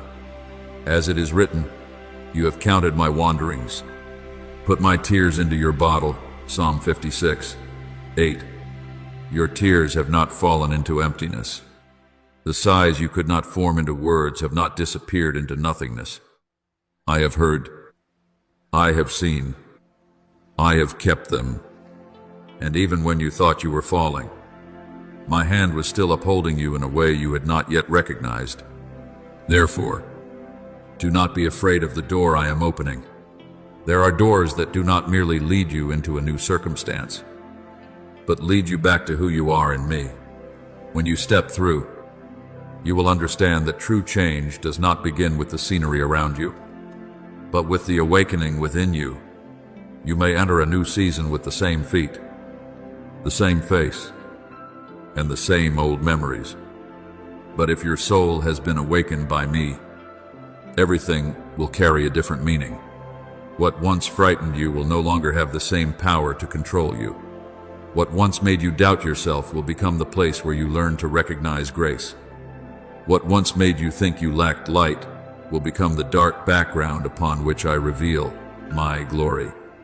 Arise, shine, for your light has come, and the glory of the Lord has risen upon you. Isaiah 60:1. This is not a call for you to try to shine by your own strength. It is an invitation to stand in the light that has come from me. And in every step beyond that door, remember that I am not merely standing at the end of the road, waiting for you to arrive. I go before you to open the way, beside you to uphold you, behind you to protect you, and within you to strengthen your soul. You do not need to see the entire map in order to trust. The shepherd does not explain every turn of the pasture to the sheep, but the shepherd's voice is enough for the sheep to follow. My sheep hear my voice, and I know them, and they follow me. John 10:27. When you are unsure which direction to turn, return to the peace I have placed within your heart. When you are torn between the voice of fear and my voice, remember this: the voice of fear causes you to shrink back, but my voice leads you into truth. Even when that truth asks you to be courageous, there will be people who do not understand the change within you. They may be accustomed to the version of you who once stayed silent, who once doubted, who once asked permission to exist, who once made yourself smaller out of fear of disturbing the world. But you do not need to return to your old shadow just to make others comfortable. Humility is not denying the light I have given you. Humility is allowing that light to belong to me, to be led by me, and to serve what is good. When Moses came down from Mount Sinai, his face shone because he had been in my presence, though he himself did not know it. Exodus 34:29. Do you see? True light often does not need to announce itself. It comes from being near me. It radiates from a soul that has learned obedience in the hidden place, that has allowed me to touch the deepest regions within, and that has allowed my love to replace fear. So then, my beloved child, keep walking, not with the self-satisfaction of one who thinks they are already strong enough, but with the faith of one who knows they are being led. Go forward not because you understand everything, but because you know the one who holds your hand is faithful. Live not to prove your worth before the eyes of the world, but because you were loved by me before you ever did anything worthy of pride. He who began a good work in you will bring it to completion until the day of Jesus Christ. Philippians 1:6. I did not awaken you only to abandon you halfway. I did not place light within you only to let it die out in loneliness. I will nurture what I have sown, fan into flame what I have kindled, and complete what I have begun by my mercy and my power. Let your soul rest in this truth. You are not nameless, not forgotten, not drifting outside my plan. Your silent days have been witnessed by me. Your long nights have had me near. The times when you thought you had no strength left were the very moments when I became strength within you. And now, as the light inside you begins to awaken, do not step back out of fear of the old darkness. The darkness that is past cannot define you. It only testifies that I kept you through the depths. Step through the door. I am opening with a tender heart, with eyes that know how to look upward, and with obedience that does not need to be loud. For the good thing I have placed within you will not only heal you, but will also touch those who need to see that grace can still awaken a soul, renew a life, and transform the place that was once dark into a radiant testimony of my love. My beloved child, there are things that do not come with a loud sound, not with a sign that makes the world turn its head, but with a very gentle touch within the heart, so tender that only a heart willing to become still can recognize it. You may be sitting in the middle of an ordinary day, hearing a sentence, seeing a ray of light, feeling a deep vibration within your soul, and then wondering why something inside you has suddenly awakened. Do not take that moment lightly, and do not quickly deny it merely because your reason cannot yet give it a name. I often come to you in this way not to frighten you, not to push you into confusion, but to remind you that beneath the layers of weariness, beneath the years in which you tried to protect yourself, there is still a part of you that belongs to the light. Just as I came to Elijah, not in the great wind, not in the earthquake, not in the fire, but in a still, small voice. 1 Kings 19:11-12. I am also calling you with a tenderness deep enough for your soul to recognize the Father is still here, and you are still being called. Perhaps you have grown accustomed to seeking me in things that are powerful, obvious, and easy to prove. But my child, the sacred does not always enter your life in a radiant form. Many times it comes like a breath after a long night, like dew resting on a flower before dawn rises, like peace gently returning after months when your heart was filled with noise, when you feel yourself moved by what is good, when your heart desires to turn away from the old, when a longing rises within you to be purer, truer, and nearer to me. That is not weakness. It is a sign of life. For it is God who works in you both to will and to do according to his good pleasure. Philippians 2:13. I am the one touching your will, not forcing you with cold power, but drawing you with kindness, so you may return to the image I placed within you from the beginning. That flame, my beloved child, has never been considered extinguished by me. You may have thought it was gone, because there were seasons when disappointment covered your heart with ashes. Harsh words made you withdraw, and falls made you no longer dare to believe in the goodness within you. But what I have placed there is not easily destroyed by dark days. A ray of light from me may be hidden, but it is not owned by the darkness. As it is written, a bruised reed he will not break, and a smoking wick he will not quench. Isaiah 42:3. Hear that word with your whole soul. I do not come to conclude that your worth has run out. I come to bend down over the part of you that is still smoldering and breathe into it the breath of life. Where others see only ashes, I still see glowing embers. Where you see only weariness, I still see an unfinished promise. Therefore, do not fear the winds that are blowing through your life. There are winds that make you think you will lose your balance, but in truth, they are blowing away the dust that has covered the light.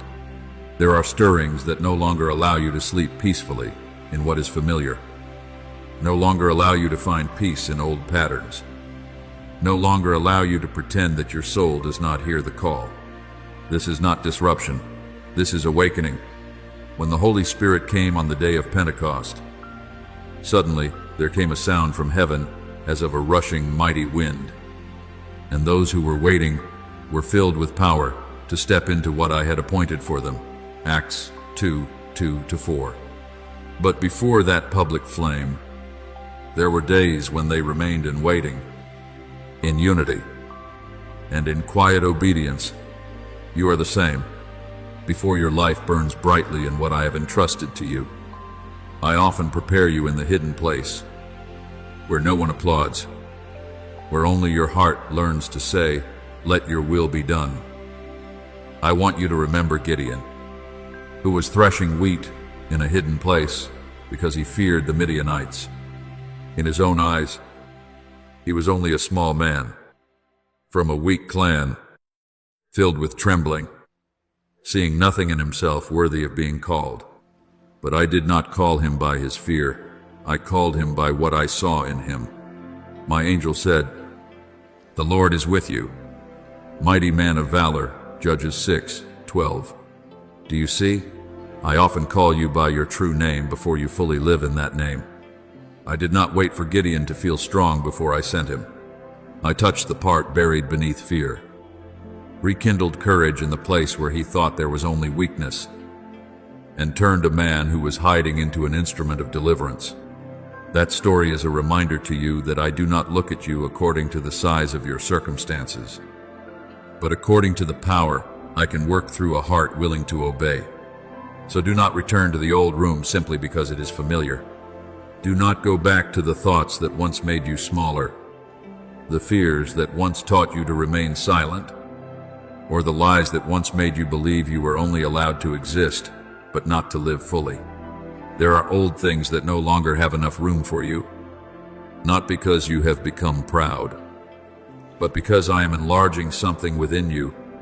New wine must be put into new wineskins, Luke 5:38. If I am renewing your soul, you cannot continue forcing yourself into patterns that once caused you to wither. True awakening always carries an invitation to leave the old behind, not leaving in contempt, but leaving in holiness, knowing that the season that is past no longer has the right to rule over the season I am opening. You may not yet fully understand what is beginning. You may not yet know what to call this movement within you. But trust that when I awaken your soul, I do not do it halfway. Once a seed is cracked open, it cannot return to being the same untouched seed. Once dawn has touched the horizon, it cannot pretend it is still night. Once a soul has heard my voice, it cannot fall back asleep in the same numbness as before. Awake, you who sleep. Arise from the dead, and Christ will give you light. Ephesians 5:14. That word is not a rebuke meant to shame you. It is the loving call of the Father, telling you that it is time to open your eyes, to rise, and to allow the light to touch the places you once kept closed. But my child, awakening is not only a burning emotion in a single moment. It is an invitation to step into a new life through quiet choices made each day. Today you choose forgiveness instead of nurturing bitterness. Tomorrow you choose prayer instead of sinking into anxiety. In another circumstance you choose truth instead of hiding out of fear. In another trial you choose to obey me instead of returning to the easy path that darkens your soul. These are the choices that keep the flame I have placed within you burning brightly. Do not quench the Spirit. 1 Thessalonians 5:19 is not only a warning, but also an invitation to preserve this new life through gentle watchfulness. Do not let the noise of the world extinguish the call within you. Do not let delay make you doubt what I have begun. I know you may still tremble. I know that when you stand at the threshold of something new, your heart may be both longing and afraid. That does not disappoint me. Courage is not the absence of trembling. Courage is still placing your hand in mine when you cannot yet see the whole road. You do not need to force yourself to burn with strained effort. A flame that belongs to me is nourished by nearness to me. When you remain in me, the light will grow naturally, like a branch receiving life from the vine.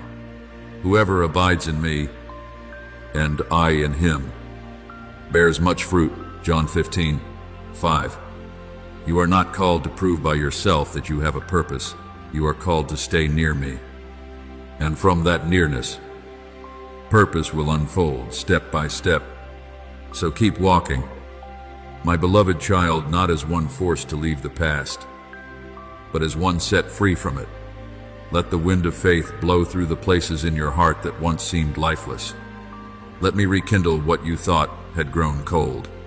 Let this new awareness lead you into a life that is no longer merely surviving from day to day, but living with meaning, with purity of heart, with light that knows how to serve, with faith that knows how to wait, and with love no longer imprisoned by fear.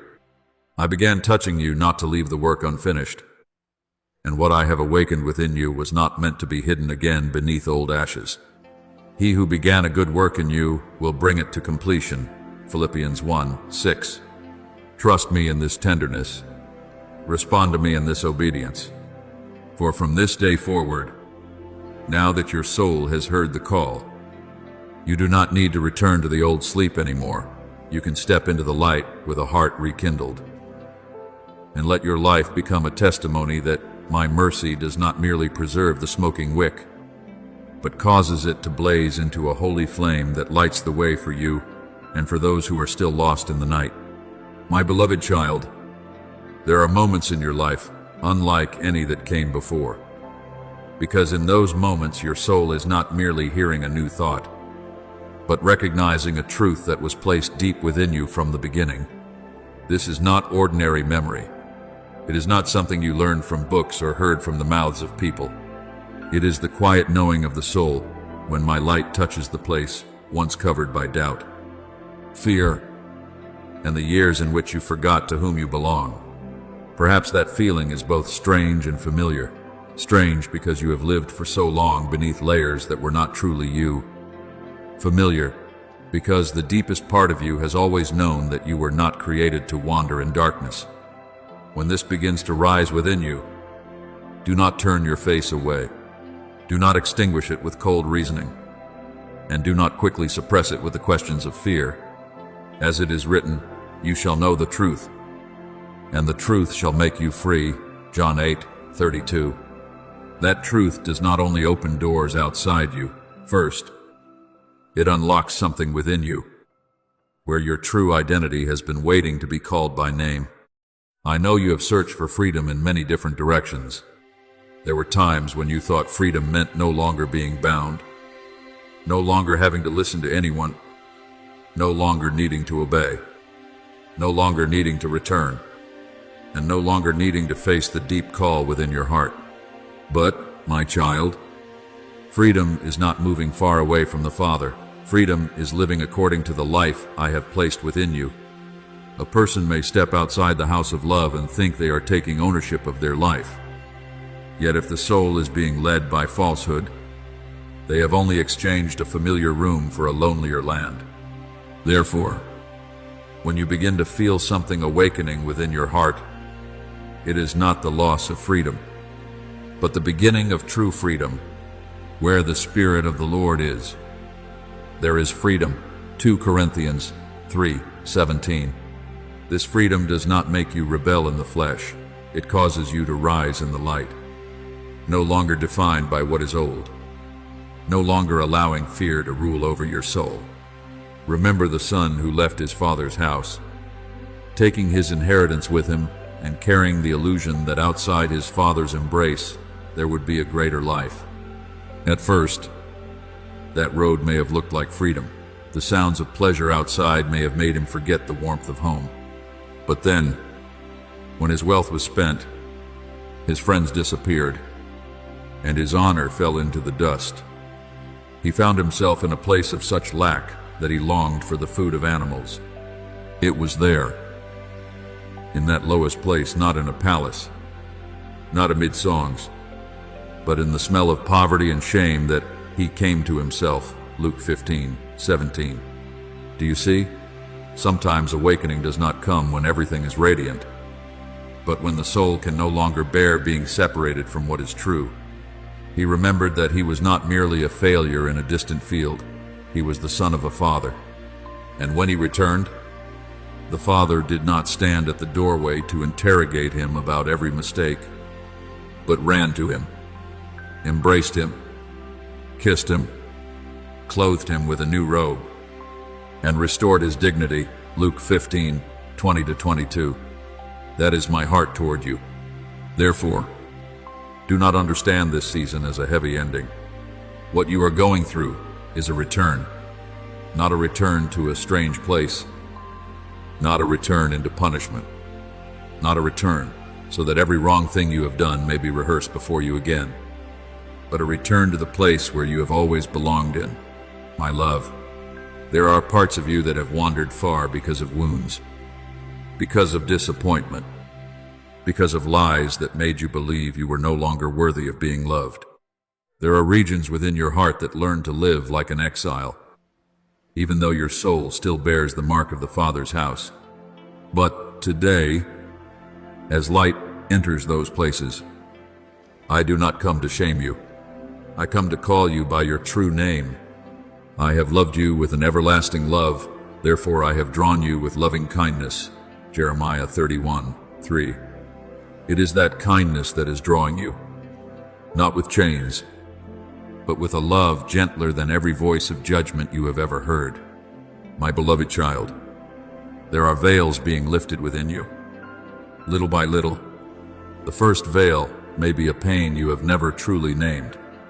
The next may be a fear you mistook for your nature.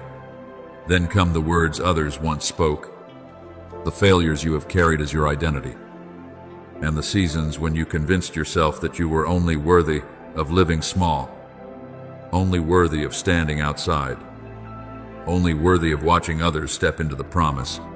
But when my truth comes, it does not merely comfort you on the surface, it separates the false from the true, removes the old garment from your soul, and teaches you to see yourself through my eyes.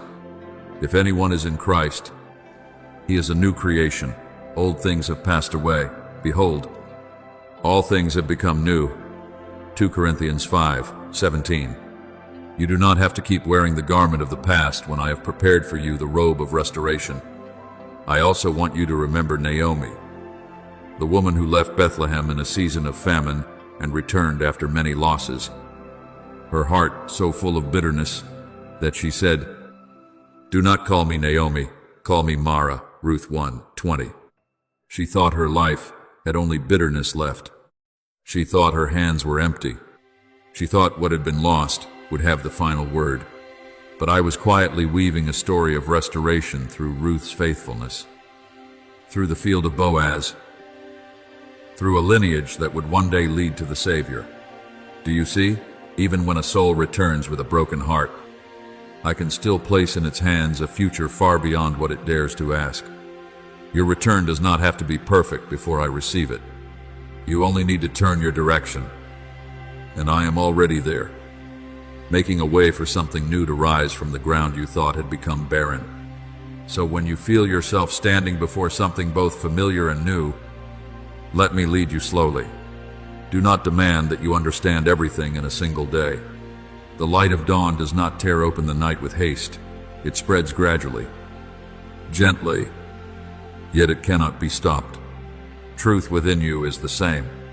Today, you may recognize only one thing, that you no longer want to live in what is false. Tomorrow you may recognize something more, that you are not forgotten. Then, on another day, you will understand more deeply that what I am calling you into is not a burden, but life. Your word is a lamp to my feet and a light to my path. Psalm 119, 105. I do not always illuminate the entire road at once, but I will give enough light for the next step, so your heart may learn to trust instead of panic. Do not let the enemy of your soul convince you that it is too late to return. Do not listen to the voice that says you have gone too far, made too many mistakes, slept too long, or lost your opportunity. Those words do not come from me. When I call you, there is already a road home within that call. When I awaken you, there is already grace within that awakening to rise again. When I open your eyes to the truth, I also give you strength to step out of what once bound you. Therefore, if the Son makes you free, you shall be free indeed. John 8:36. True freedom is not you severing every tie with the past by your own strength. True freedom is when my power removes the chains from within you. So you no longer live like a prisoner, even though the door has already been opened. So return, my beloved child, not with the fear of one who has been caught, but with the faith of one who knows their Father is kind. Return to the prayer you have forgotten, to the purity you once longed for, to the light you once thought no longer belonged to you, to the identity you dropped somewhere in the seasons of weariness. I do not stand far away, waiting for you to finish repairing yourself before I allow you to come near. I run toward you at the very first step of your return. I cover you with mercy before you can even finish presenting all your apologies. I restore within you the dignity that the world had no right to take away. And from that place, you will understand that this journey is not about searching for something completely foreign, but about returning to the original truth. You belong to me. You are loved. You are called. You are restored. And the light now opening within you will lead you into the life I prepared in love from before time began. My beloved child, I rejoice that you have not turned away from the gentle touch of the sacred that is taking place within your heart. There are blessings that do not come like thunder upon a mountain, that do not force you to tremble before a great sign, but come like a soft breeze passing through the garden of the heart, stirring branches that have slept for far too long. When you do not rush to deny it, when you do not run away, when you are willing to stand still in quietness and let your soul listen, then what I placed within you from the beginning begins to stir back to life. It is not something you must travel across the world to find, nor is it a gift the world can give or take back. It is in the deepest place within you, where you once feared to enter because there were too many wounds, too many questions, too many things that had not yet been rightly named. But it is precisely there that I am rekindling life. As it is written, in him was life, and the life was the light of men, John 1:4. What is coming alive within you does not need noise to prove that it is real. For what comes from me is often first recognized by a deep peace. Therefore, remain a little longer in this stillness. My beloved child, do not hurry away to search for every answer with a weary mind. Do not let doubt enter like a cloud that covers the dawn just as it begins to rise. There are things I reveal only to those who know how to wait. Not because I desire to hide them, but because your heart must be softened in order to receive them. Be still, and know that I am God. Psalm 46:10. That stillness is not emptiness. It is a holy room where my voice becomes clearer than the voice of fear. It is the soft ground where a new seed can crack open. It is the place where you learn to distinguish between the pressure of confusion and the gentle guidance of grace. When I tell you to be still, it is not because you are forbidden to move forward, but because I want every step you take to arise from knowing, not from panic. There are sounds that do not need to become words for the soul to understand them, just as a child knows the mother's voice before knowing how to explain love, just as sheep recognize the shepherd's voice among many other calls. You also carry a deep inner recognition of me, because I have placed my mark within you before you could define yourself, before the world placed names upon you, before you ever succeeded or failed. I knew you in the light of my eternal purpose. As it is written, before I formed you in the womb, I knew you, Jeremiah 1:5. You did not begin by accident. You are not a random soul wandering through life. When I breathed the breath of life into humankind, man became a living being, Genesis 2:7. And that breath is a reminder that true life within you is not only a heartbeat, but the ability to recognize the one who made you. I want you to remember Hannah, the woman who carried silent pain for so long that her lips moved in the temple, yet her voice could scarcely be heard. Others who looked at her could misunderstand her, but I heard clearly that soundless prayer. Hannah did not need to shout in order to gain my attention. The honesty of her brokenness reached the throne of grace. And when she poured out her soul before me, I opened something that did not merely heal her pain, but also brought forth Samuel, a prophetic voice for the whole people. 1 Samuel 1:10-20. Do you see? Great movements can begin in very quiet places. A prayer caught in the throat can still become a doorway. A hidden tear can still water the seed of destiny. What I am doing within you today may not yet have a clear form, but do not despise it simply because it begins small. Therefore, do not force the sacred to become loud before you believe it is real. The world often demands proof through applause, quick results, and confirmation from others, but I often build what is lasting in the hidden place. The roots of a tree do not shout as they sink deep into the earth, yet it is that silent place that keeps the trunk standing in the storm. Manna in the wilderness did not come like the Feast of Kings, but day by day it nourished my people through a long journey. Water from the rock did not appear according to human calculation, yet at the right time I caused it to flow, proving that even the dry place is not beyond my power. He shall be like a tree planted by the rivers of water, that brings forth its fruit in its season. Psalm 1:3. You are the same. If you remain near the source of life, what is within you will grow according to my season, not according to the impatience of fear. Perhaps you are sensing a stirring but do not yet know where to go, what to do, or what to call it. I do not demand that you understand everything fully today. I only invite you not to close your heart. Let that stirring lead you deeper, not deeper into confusion, but deeper into truth, layer by layer. I will gently open what you have buried, the pain that needs to be healed, the dream that needs to be purified, the identity that needs to be restored, and the calling that needs to be heard again. Your word is a lamp to my feet and a light to my path. Psalm 119, 105. A lamp does not always illuminate the whole horizon, but it gives enough light for the next step. And I want you to learn to trust in that next step. Because great faith does not always begin by seeing the entire road. Often, it begins by allowing me to hold your hand in one quiet moment. Do not be afraid of the deepest place within you anymore.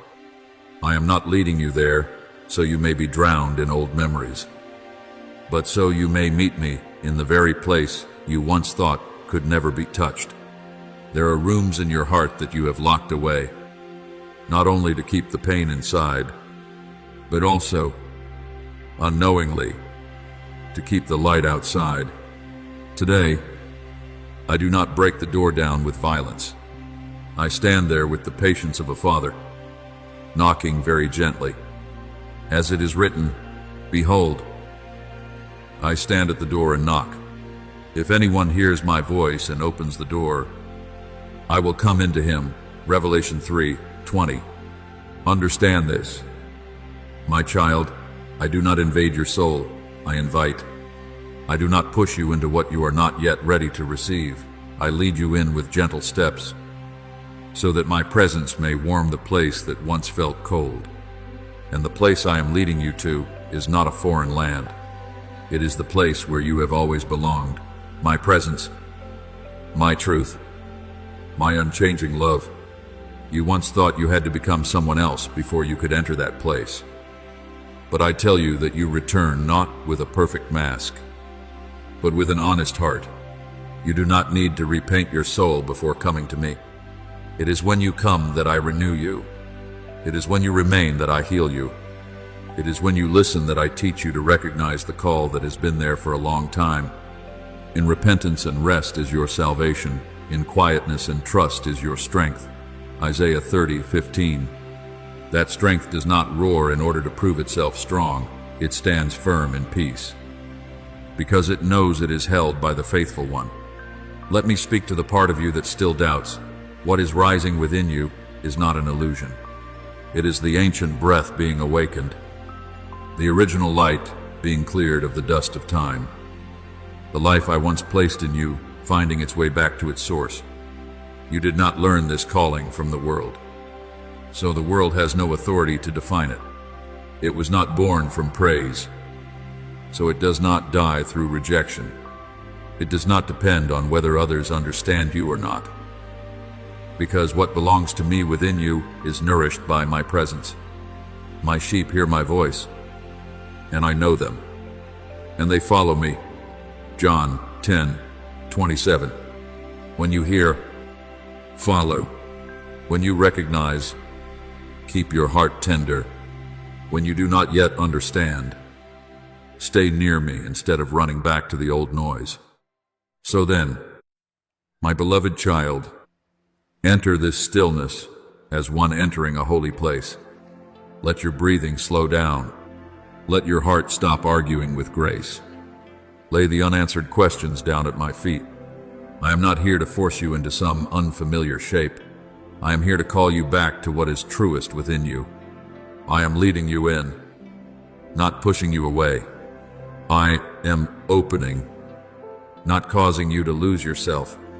I am awakening, not frightening you. And as you continue to listen, you will understand that this sacred thing has always been waiting for you in the depths, a call from the Father, a breath of life, an unfading light, a path of return to the place where you have belonged from before time began. My beloved child, when you begin choosing trust instead of letting doubt lead the way, choosing a tender and surrendered heart instead of straining against what I am doing, you will recognize a very deep change that you once found hard to name. Not because every outward circumstance immediately becomes what you desire, Not because the world suddenly becomes easier, and not because every door opens all at once before your eyes.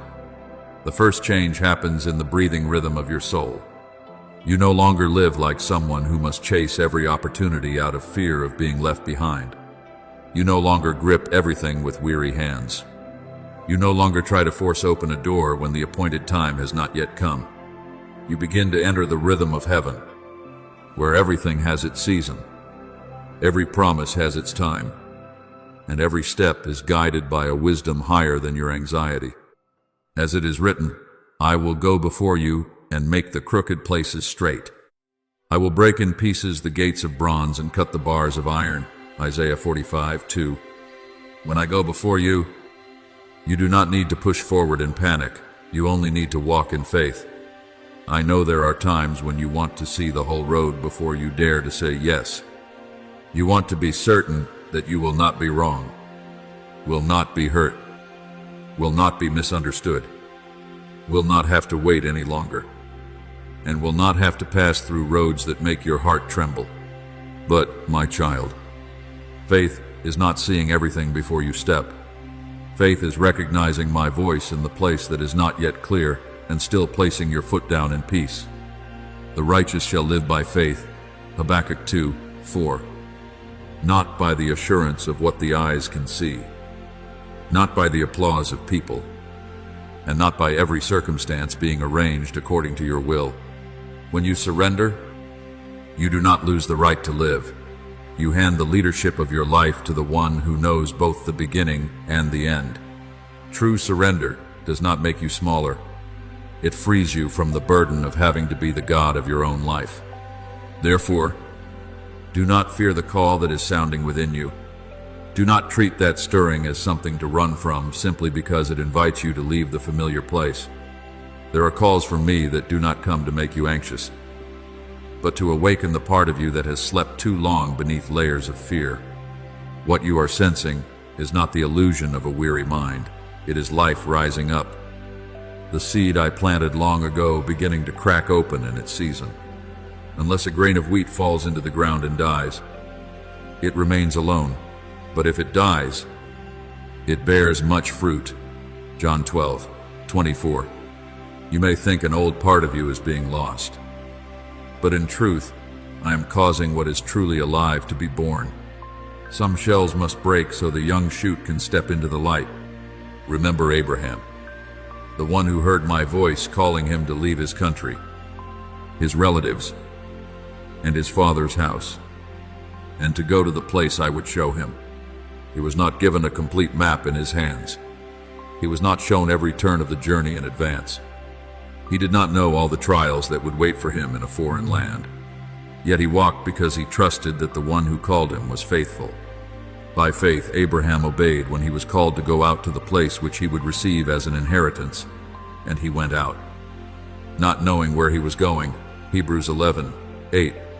Do you see? Obedience does not always begin with clarity. Many times it begins with a call so holy that the soul can no longer remain as it was. And when Abraham walked, I did not merely lead him to a land, I formed from his life a covenant, a lineage, and a story far greater than he could have imagined on the first day he left home. You are the same. When you respond to me, you are not merely changing one small decision in the present. You are stepping into the current of what I have prepared long ago. There are doors that will open at the right time. Not too early to make you proud. Not too late to ruin the promise. But precisely when I know your heart is ready. There are paths that will appear when you place your feet at the edge of the waters. Just as the children of Israel stood before the Red Sea, with the enemy behind them and what seemed impossible to cross before them. But when I gave the command, the sea parted, and the place that looked like a wall blocking the way became the road of deliverance. Exodus 14:21-22. My beloved child, I do not always open the way before you need to take a step. Sometimes I allow you to come right to the edge of the impossible, so you may know that the road is not made by your strength, but by my power. I smile when I see you beginning to respond. even if that response is very quiet, even if no one hears it. No one applauds it, and no one knows that within you there has just been a small but sacred yes. My child, no one can obey in your place. No one can borrow their faith to fully live out your calling for you. Others may encourage you, intercede for you, and walk with you for a portion of the road. But there are thresholds that only your soul must cross before me. Obedience cannot be borrowed like an outer garment. It must be born in the hidden place, where you look at me and say, I trust you, even though I do not yet understand everything. That is an offering pleasing to me. For to obey is better than sacrifice. 1 Samuel 15:22. I am not looking for a flawless performance from you. I am looking for a heart that knows how to become tender before the Father's voice. But do not fear the responsibility of that step, because although you are the one who must respond, you never walk alone. I do not stand far away, watching you stumble before deciding whether I will help. I am with you even before you realize you need to be upheld. I am present in your breath, in the quiet peace that reminds you to stop, in the hidden courage that keeps you from turning back, and in the small light that is enough to shine upon the next step. I will never leave you nor forsake you. Hebrews 13:5. That word is not an ornament for pleasant days. It is an anchor for your soul even in days of strong winds. When you are weary, I lift you. When you are confused, I guide you. When you are weak, I become the strength within you. Perhaps you will ask, if I follow this calling, who will I become? I tell you, you will not become a stranger. You will return to the truest thing I sang over you when I created you. Before the world taught you fear, before disappointment taught you to withdraw, before judgmental words placed upon you a garment that did not belong to you, I looked upon you with love and called the life within you good. For we are His workmanship, created in Christ Jesus for good works, which God prepared beforehand that we should walk in them. Ephesians 2:10. Your purpose is not a burden crushing your shoulders. It is the right rhythm of your soul when you live near me. When you live in what I have appointed for you, you do not have to strain merely to exist. You begin to breathe in truth. So let that calling lead you deeper, not through pressure, but through trust. Do not try to turn every sacred thing into a rigid plan immediately. Do not kill the seed through impatience, demanding to see fruit in a single night. Care for the life that is rising within you through prayer, through stillness, through each small, faithful choice, and through staying away from the things that once darkened your soul. A holy flame must be guarded. Keep your heart with all diligence, for out of it spring the issues of life. Proverbs 4:23. If you leave your heart among the noise of doubt, the flame will become covered with dust. But if you remain near me, that fire will grow not violently in a way that destroys, but warmly, clearly, and brightly enough to light your path and bring warmth to those I place beside you. From today onward, you do not need to chase every door like someone afraid of being left outside the plan. Walk as one who knows their Father goes before them. Wait as one who knows my timing is never wrong. Act as one who is being led, not driven by fear. When you choose to trust,